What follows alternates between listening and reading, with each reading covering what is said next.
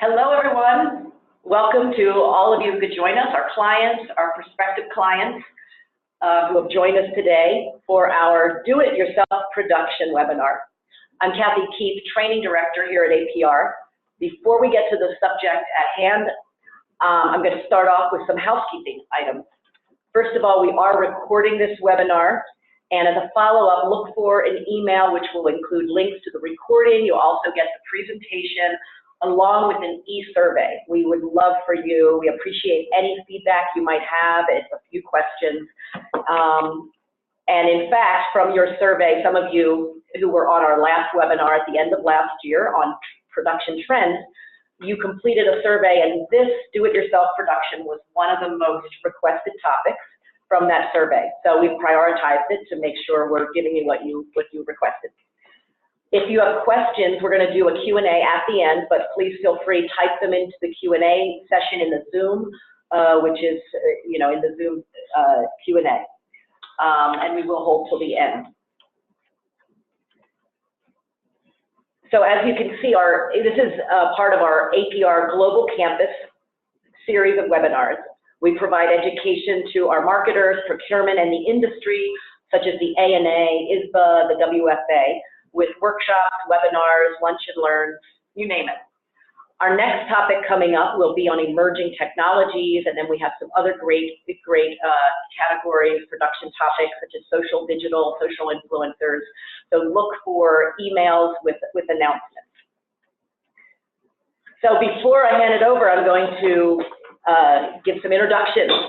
So first, and just so you know, we will, so it's not as distracting, once we all say hi and I introduce everyone, we'll go off camera, but we promise we'll come back on camera for the Q&A. So Cindy S., she is a brand executive producer here at APR.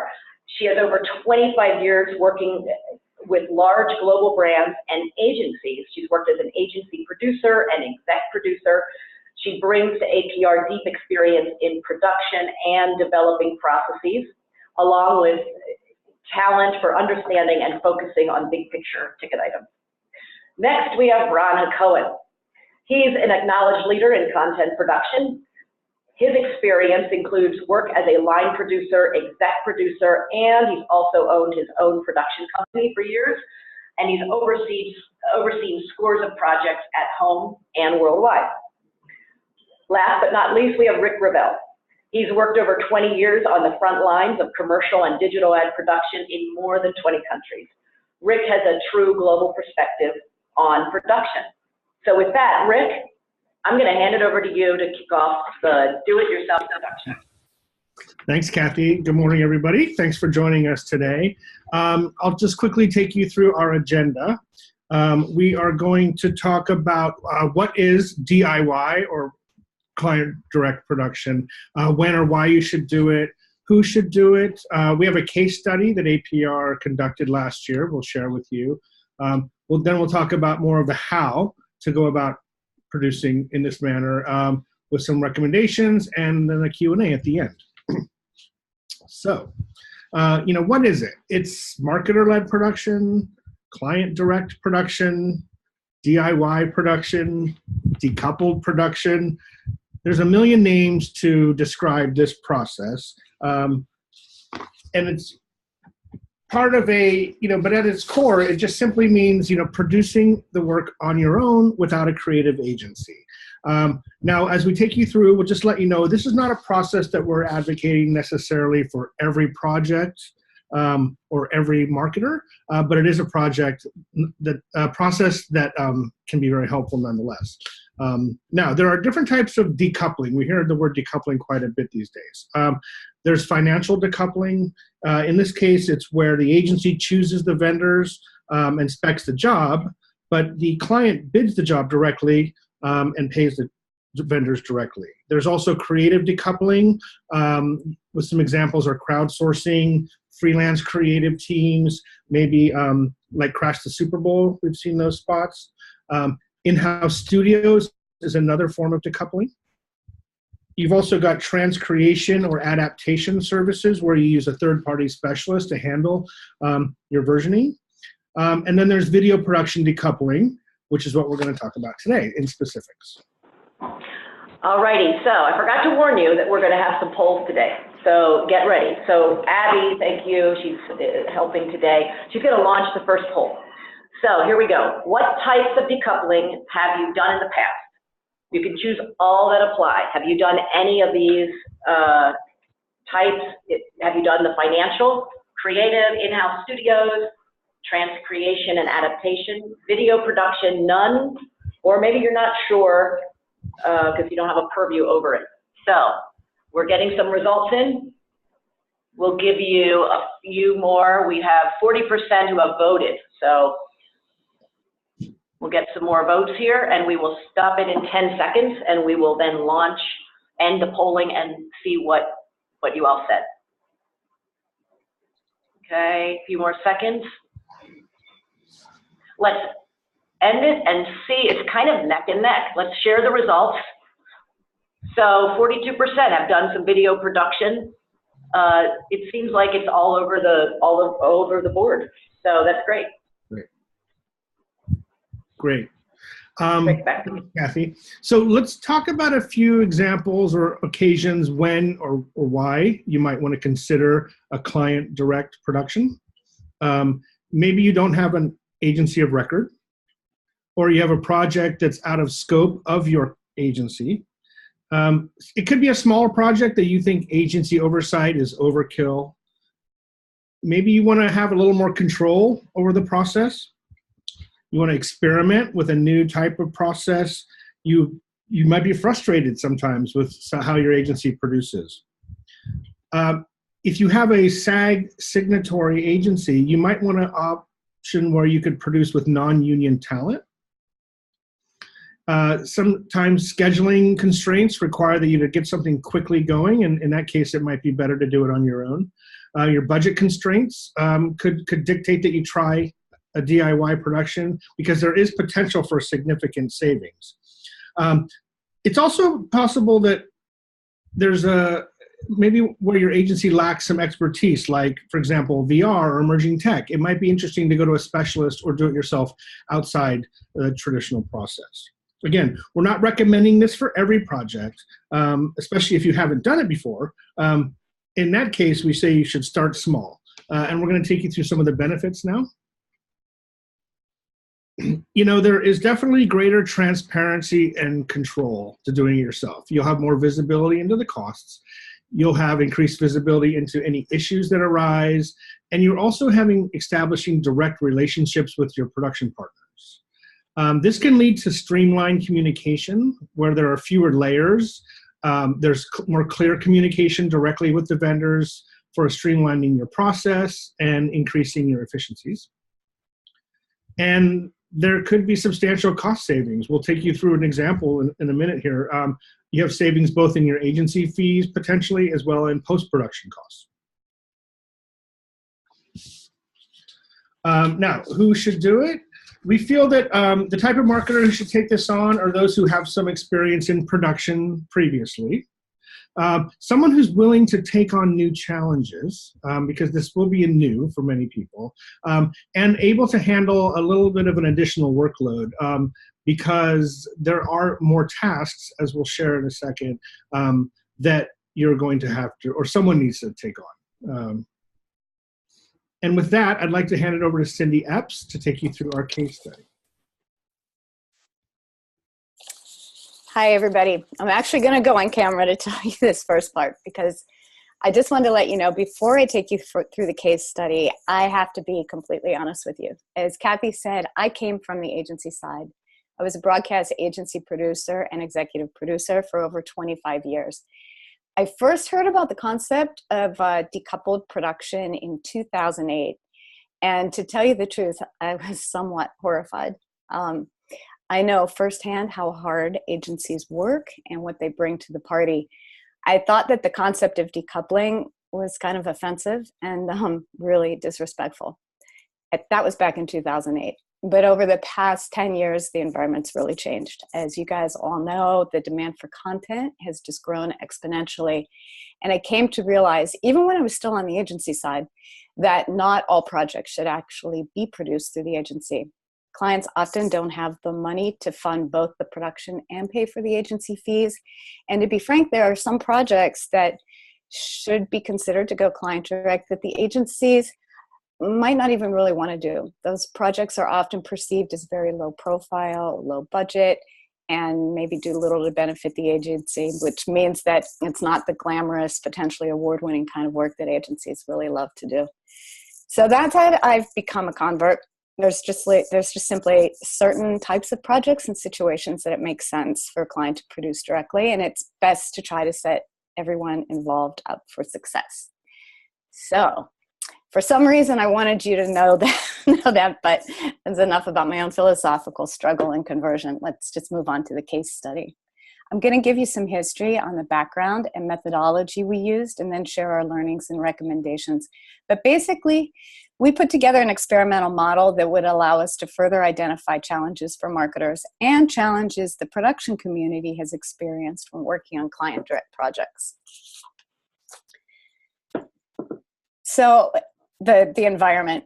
Basically, as I said, the demand for content continues to expand while budgets continue to tighten.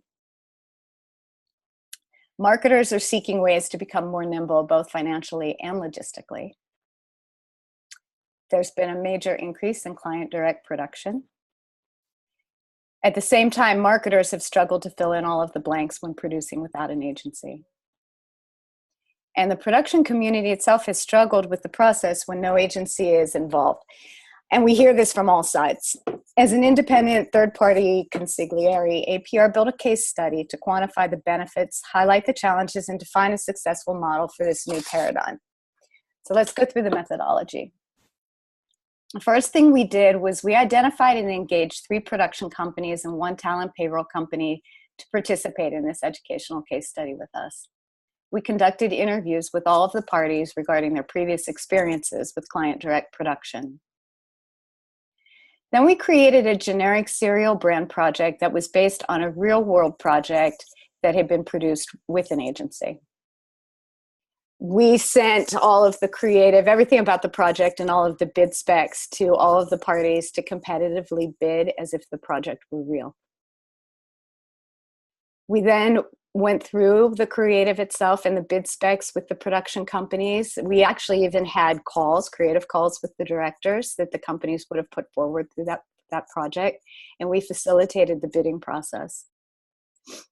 We put together the costs then, totally put together the costs in the form that you guys are probably used to seeing in agency estimate form, and we asked the talent payroll company to estimate the job both for a US-based shoot and a Canadian shoot that would have allowed the client to take advantage of discounted production in Canada as well as non-union talent. Put all those costs together, again, on an agency estimate kind of form with everything included: production, casting, editorial, music, recording and mix, travel talent. And one thing that we asked the production companies involved to do frequently when clients go direct to a production company or to an outside vendor, production and post-production are packaged under one roof. In this particular case, 2 of the production companies had editorial capabilities in-house, and the third had relationships with outside post-production companies that allowed them to offer discounts. Lastly, we compared how much it cost the creative agency in the real-world project to produce this. It was a 10-week production, and we had visibility onto what the agency fees were. We compared that with the production management fees that would go along with a project like this. We'll get into it a little bit later about a few key people that we would recommend you bring on board, and that's what the production management fees are. So observations, what do we learn? Let's talk about the benefits first. What a big benefit is that this case study helped us create a model that our clients could use for future projects. We also identified vendors proficient in working in this manner, not just the 3 production companies and the talent payroll company that were involved in this case study, but we've been compiling a list of other vendors that would be great for clients to work with in this manner. Big benefit, probably everybody is interested in, are the substantial cost savings.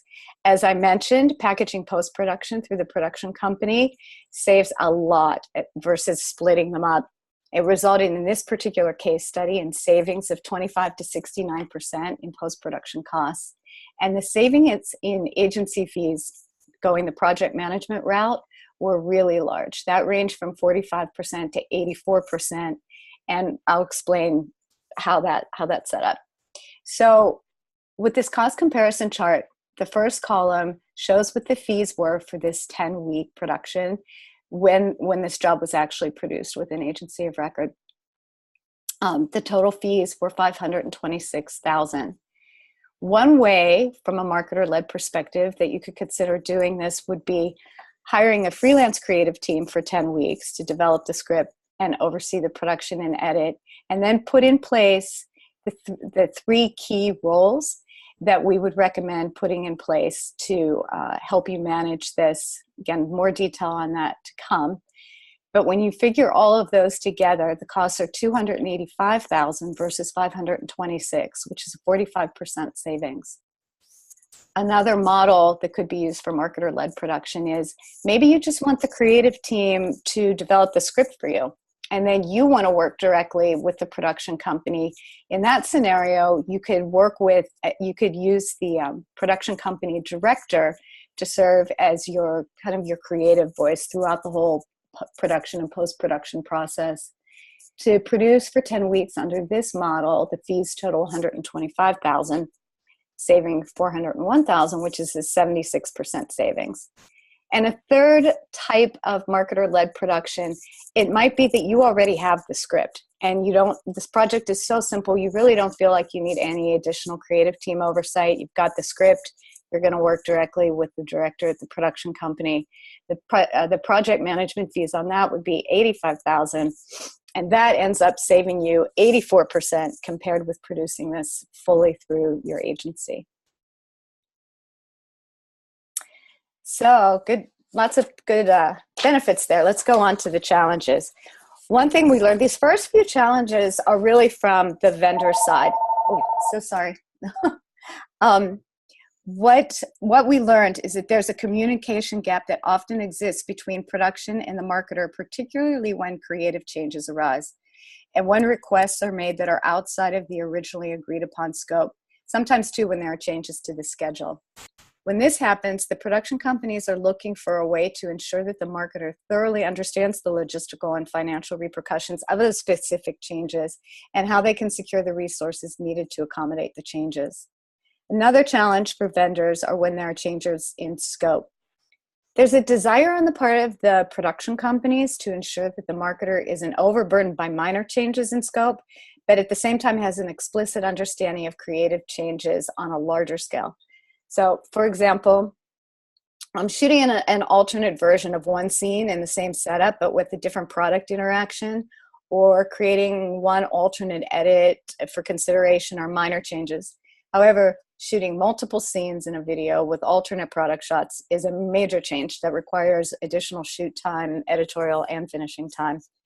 Another example would be lifting scenes for social media. It could be a minor scope change, but reframing for a vertical versus a horizontal orientation is a more major change in that it too requires additional shoot and editorial time. From the production community standpoint, they feel that there's really a need for a key team member who, quote unquote, speaks both languages. And what that means is someone who understands both production and marketer needs. This person would be equal parts producer, manager, account executive, and brand advocate, and functions kind of as an interpreter of the details of production, which can help the marketer make better informed decisions. This one, client must assume responsibility for final creative product. Okay, not like we're saying this ever happens under the traditional scenario, but with a client direct production, there's just, at the heart, there's just no agency to blame if anything goes wrong. And a last challenge we found from the marketer side has to deal with talent and vendor payments. When you're in production, talent and production companies, your vendors usually need to be paid within a pretty tight, contractually laid out time frame. And oftentimes corporate finance systems make timely payments like that really challenging. So as such, arrangements need to be made to ensure that talent and vendors can be paid within the contractually required timeframe. So that said, this case study highlighted that in order to ensure the success of a client-direct production, it's really critical to ensure that all roles and responsibilities are clearly defined and that key support individuals are put into place to manage the myriad of detailed responsibilities involved in production. So with that, I'm going to turn things over to Ron and let him paint a clearer picture of the behind-the-scenes sausage making that's production. Why, thank you, Cindy. So we're going to talk about how you're going to do this, because Cindy made it sound oh so easy. I'm going to go out on a limb and assume that everybody on this call is very familiar with the production process you see here. And if not, you definitely don't want to try this at home. And being pretty familiar and comfortable with the process is a absolute prerequisite to taking something like this on. Being realistic about everything your agency does for you is the first step to ensure success. So when you build a house, there's often a knee-jerk reaction thinking, wow, do I really need a general contractor? I mean, can't I just pull permits myself, hire all the subs myself? And you absolutely can.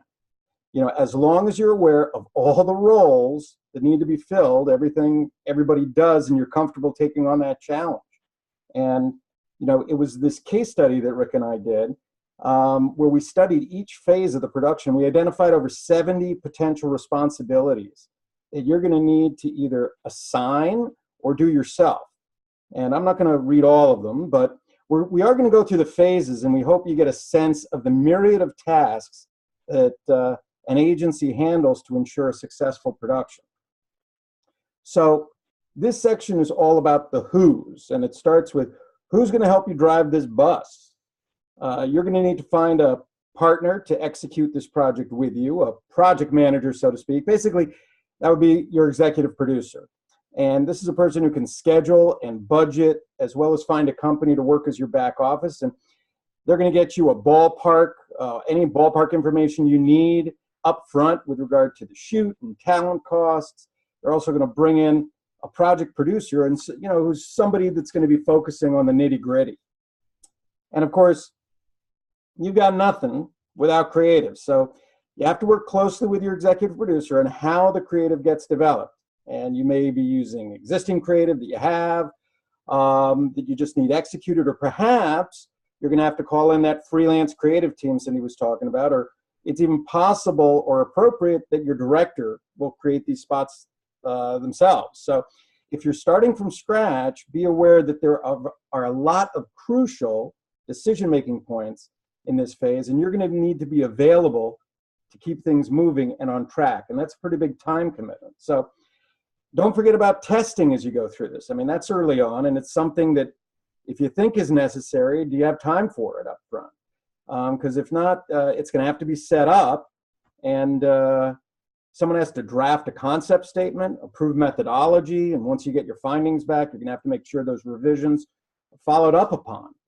And then move on to your vendors. This is where your project producer is going to be busy lining up those folks for you. And it still isn't autopilot. You and your executive producer, you know, are both an intricate part of who comes aboard and what they're going to get paid.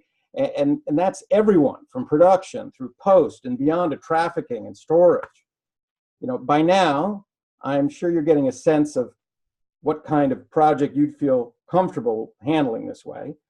At this point, you're probably watching reels and you're selecting the bidders, and you're even having creative calls and follow-up calls with those directors, all of which time-consuming process, but it is absolutely critical to ensure alignment. And you know, your production team, they're going to be negotiating with all these vendors on your behalf, and they're going to push it right through to award for you. Now, assumedly, you have in-house legal counsel, legal department that's going to review the vendor contracts expeditiously, because you don't want them delaying your production. So you have to make sure that they're lined up and ready to go.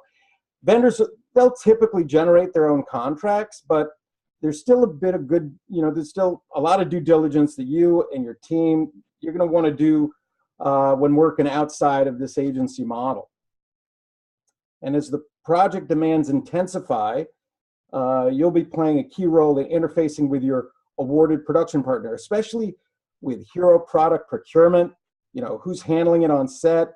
It's expected that you'd be working closely with the director on the final storyboards, and you'll have to decide how much weeding out, you want the director to do before you're presented with decisions to make on casting, on locations, on wardrobes, basically everything the creative team would do before it makes its way to you when working under the traditional, agency model. I mean, there is no longer a filter.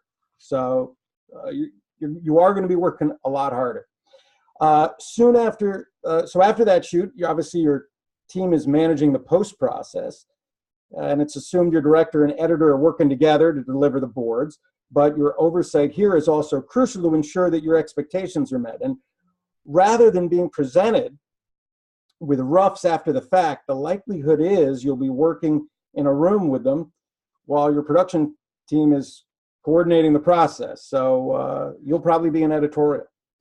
And now nobody expects you to have an understanding of all the intricacies of dealing with talent, which is why we recommend engaging a third-party extra, like an expert, like an outsourced business department or a talent payroll company that can advise you. And they'd be expected to work pretty closely with your EP and your project producer to help you avoid any costly expenses after the fact. And on traditional projects, there is quite a bit of interaction between the agency's business manager and the production team. So this third party would really fill that void.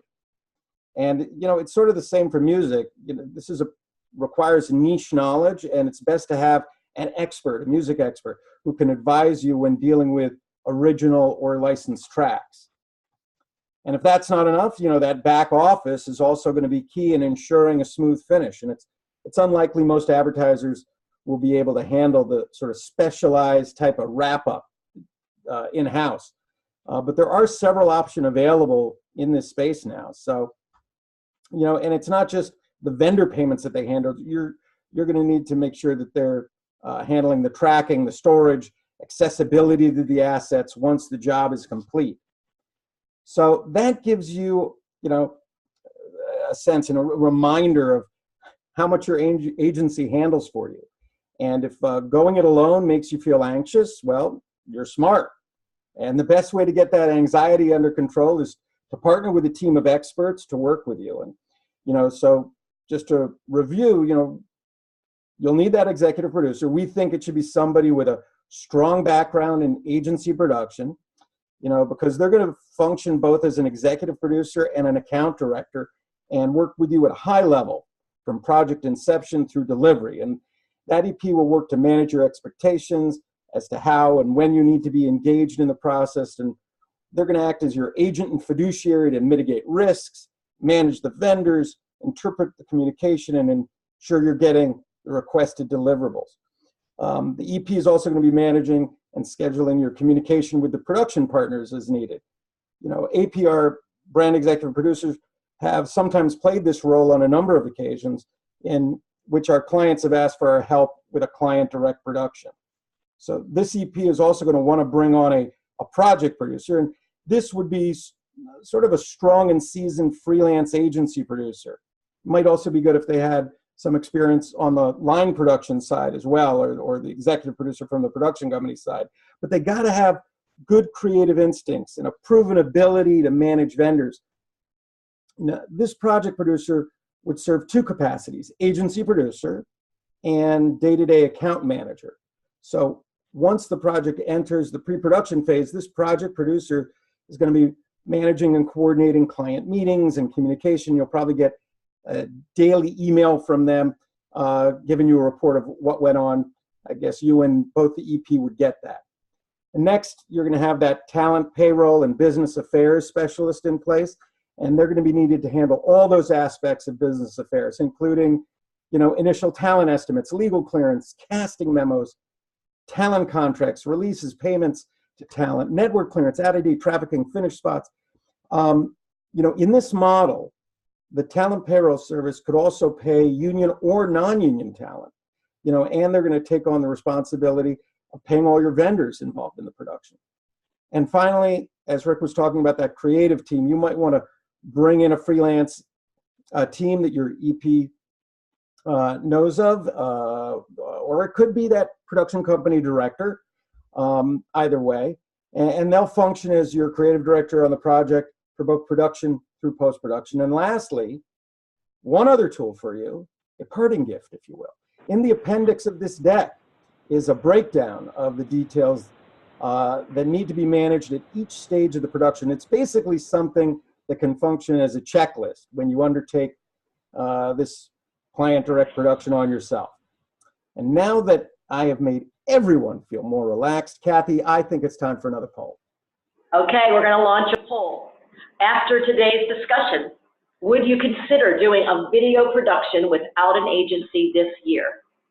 Absolutely. Probably, possibly, maybe, not a chance. So let's see what we're getting. Let's everyone vote. Let's see if Ron scared you away. Okay, we'll give you 5, 10 more seconds. Some of you are still voting. And let's end it and see what people said. Oh, absolutely. Oh, only 14% said not a chance. So that's excellent. Okay. And now, That's excellent. Thanks, everybody. Thank you. That's a great poll. I'm glad everyone's willing to, or almost everyone's willing to take a chance, stab at this. So when you're deciding to undertake a do-it-yourself production, the few things we want you to consider, is this the right project? Does it meet the criteria we laid out earlier about what kind of projects would be ripe for this kind of process? Do you have the right team in place to help, either internally or with the outsourced resources we're recommending? Do you have the time to take on the additional tasks? Since there are a lot of tasks and they need to be done regardless of who's running the project. So it's important that you know that you're going to have a little extra work, and you're able to do that, and your management understands that as well. So are you willing to take this on? If so, we think that you should experiment with a small project first before you take on a huge campaign. Yeah. And we're here to help if you need us. okay.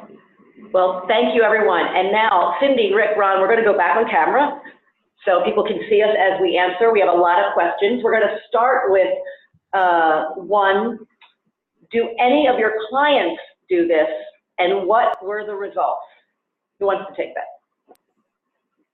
Well, I can start. We had a client that did this. I worked with them on a project. It was a hidden camera project. So what they did is, obviously they didn't feel that they needed an agency. They just paired with a hidden camera expert who was had the production capabilities to do it. And then they brought on basically an EP and project producer to work between them, the client, and this production entity that specialized in hidden camera. So that was one, and it was for a campaign where they went city to city doing it in different restaurants. I have an example too. We had a client who wanted to develop some in the headset VR content.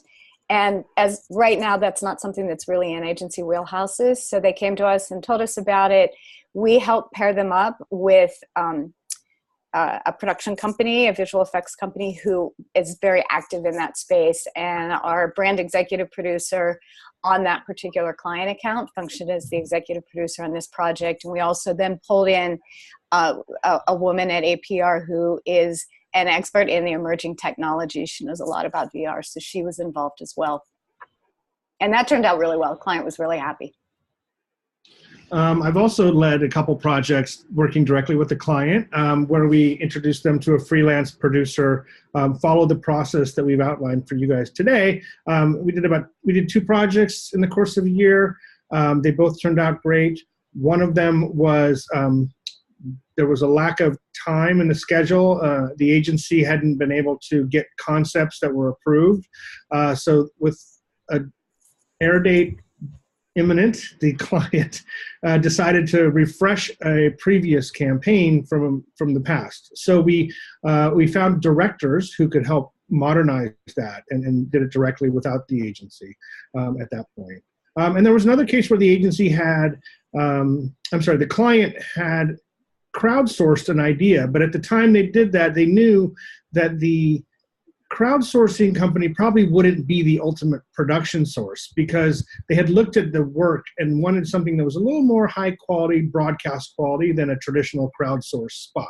So they, we crowdsourced the idea, and when they were happy, then we partnered with the director to kind of optimize the script and made it great. Great. We have, I love all the questions that we're getting. So we have one, does working with freelance personnel cause issues with continuity from job to job or campaign to campaign? I would say in that particular situation, if you find a freelance team that you like, that you would want to continue to work with them to have that continuity and that comfort level. Off the top of my head. Excellent. Okay, here's one. Have any of your clients gone from dabbling in client-led production to 100% client-led? Not that I know, because as you said, it's project to project. It's based on the project. I think, as Rick pointed out, there are certain projects that there is no way that you wouldn't want the exposure of doing it yourself. I mean, I can think of a few that I've seen recently on TV where it's like you definitely want the coverage of an agency for some of those things. Yeah. I don't think anyone's gone 100% in this direction that we're aware of. And we're not advocating that every job should be done this way. Right. Okay, here's one. My agency holds our hand through the production process. How can my marketers get that support? I know Ron touched on it. I'd say if your marketers need that support, they're not the right person to take this on. I mean, it comes down to that bullet is are you the right person to take this on? Are you willing to face these challenges? Because you will not have a net, you will not have anyone to hold your hand. Can I add to that though? On the other hand, if you think of, on the other hand, who holds your hand? If you think about it on the agency side, there are really just usually a couple of people that you deal with on a daily basis that are there to walk you through that. And I think that can be largely served by having, bringing in this executive producer role that we talked about and the project producer. Right. How much support, honestly, do you need? And if you feel that EP that you brought on can keep you focused on everything else you need to do during the process, fine. Right. So here's one. Do production consultants play a bigger role in Decoupled? And I would think it would be, yes, either a production consultant, someone needs to fill some of those roles. So. Yeah, I mean, I think you certainly can help in that, either in identifying the team that you can work with or actually being part of that team. Either way, there's so many different ways to structure it, but certainly being experts in that field, we can, support you however a marketer needs it. In my case, we did play a larger role. We still acted as the production consultant, though. We didn't actually take on the producing of the project. So we worked with the client to identify a freelance agency producer who also could play the account role. And then APR worked hand in hand with that person. So while we did play a larger role than the traditional consulting role, it was our goal to not become the producers of the project, but more to still be the client's advocate in production. Yeah. And I do want to mention, we do have clients that have built in-house studios. We're getting back to, has anyone done this 100% without an agency? So we do have clients that have built in-house studios and do a majority of their motion production without agencies. So, we do have some. And if anyone ever wants any more information about that, we can get you that. Here's another one. Has anyone seen any negative effects on the agency relationship after doing this? Cindy, Rick, Ron, anyone? I have, no. Not in my case, no. Like Cindy said, sometimes the agency is appreciative to get that particular project off their plate. Yeah, I think that in my case, the client just made it clear that they were going to do it on their own. This wasn't the way of working going forward. This was just a project. So they eased the agency's tensions in that manner. Right. Okay. Here's one. Is crowdsourcing creative ideas really being done by advertisers? Are there any risks? What if they don't like any of the ideas? Well, in the case of our project that I worked on, we did get the idea from crowdsource. They probably had 1,000 ideas come in and narrowed it down. So I think one of the benefits of crowdsourcing is the vast amount of ideas that you can get. So I don't know if there are any risks. I advise our client to make sure that the crowdsourcing company knew going in, we were probably just going to be taking the idea and producing it on their own, so that whoever won the contest wasn't disappointed, that they kind of had their expectations were set from the beginning. So I don't know, I didn't hear of any risks or negatives in that situation.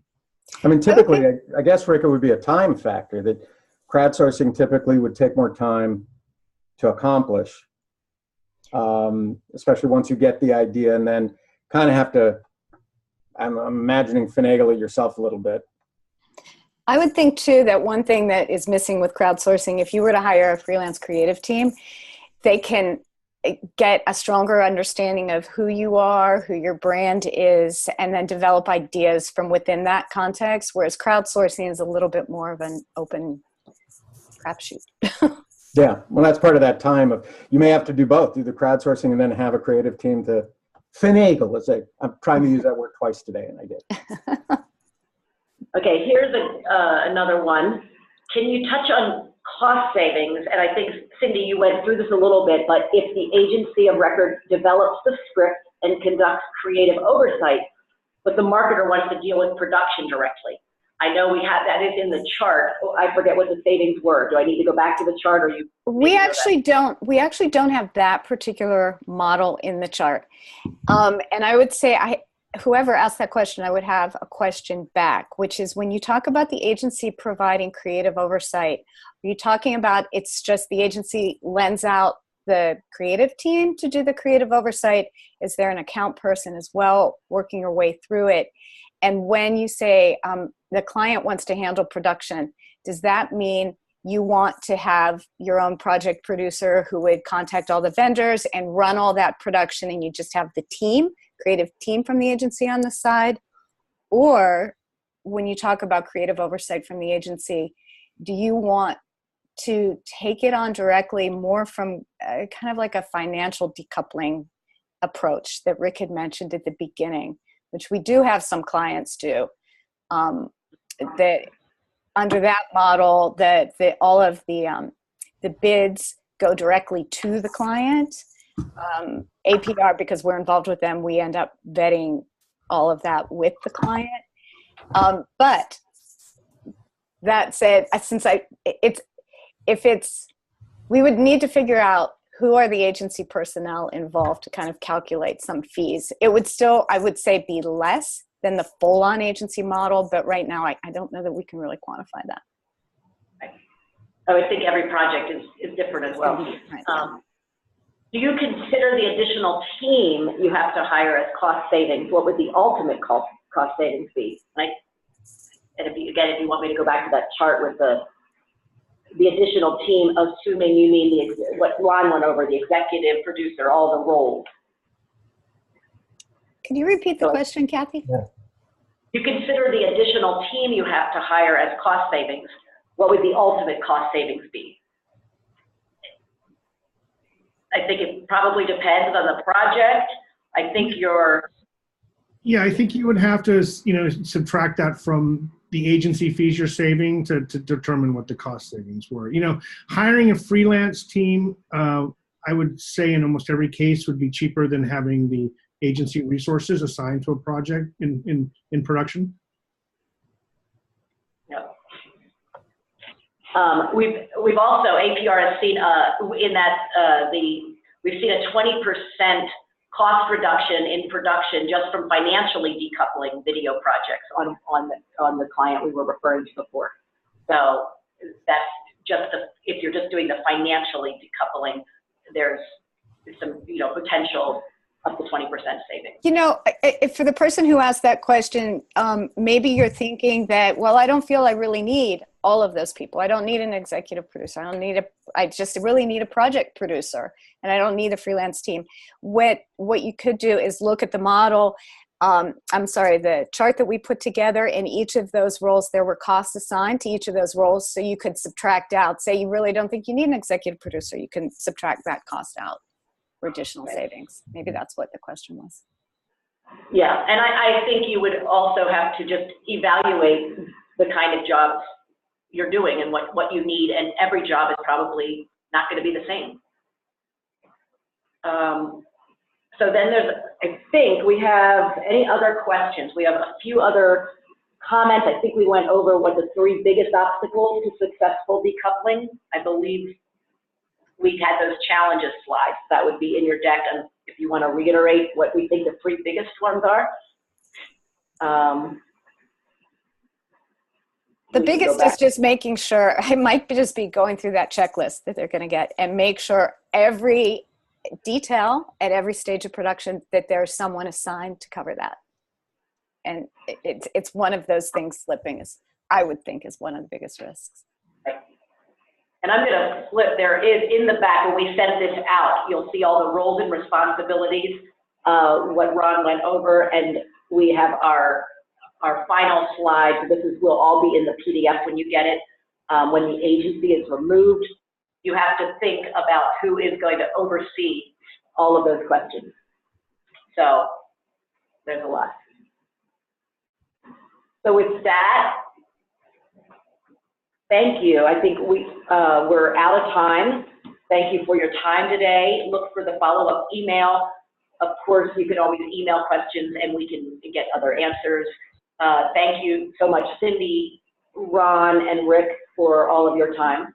And we look forward to seeing you on our next webinar. Thank you. Everybody. Indeed. Very much. Thanks a lot. Goodbye.